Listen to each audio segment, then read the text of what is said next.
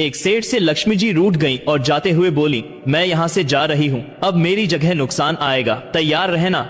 और अगर तुम मुझसे जाते जाते कुछ मांगना चाहते हो तो बोलो। सेठ बहुत समझदार था, बड़ी विनम्रता से बोला, माता नुकसान आ रहा है तो आने दीजिए, बस मुझे एक वरदान दीजिए कि मेरे परिवार में हमेशा सुख और शांति बनी रहे। लक्ष्मी जी मुस्कुराएं, तथास्तु कहा और वहाँ से चली गईं।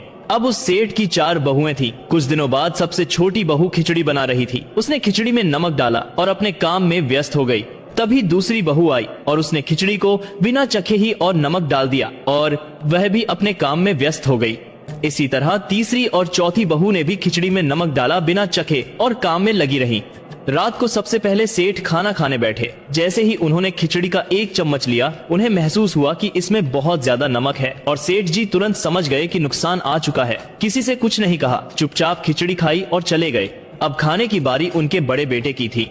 बेटे ने खिचड़ी का एक निवाला लिया और परिवार वालों से पूछा, पिताजी ने खाना खा लिया, उन्होंने कुछ कहा?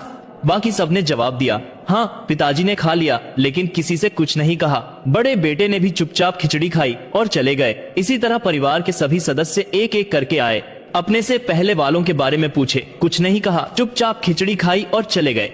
रात को सेठ जी सो रहे थे कि सपने में नुकसान आया और हाथ जोड़कर बोला, भाई मैं यहाँ से जा रहा हूँ, मैं यहाँ नहीं रह सकता। सेठ जी ने पूछा, क्यों, क्या हो गया? नुकसान बोला, तुम सबने मिलकर 1 किलो नमक खा लिया, पर मजाल है कोई किसी पर नहीं चिल्लाया, कोई गुस्सा नहीं हुआ, सब शांत रहे। अब जिस परिवार में इतनी सुख शांति आपसी प्यार और सम्मान है, वहाँ मैं नहीं रह सकता।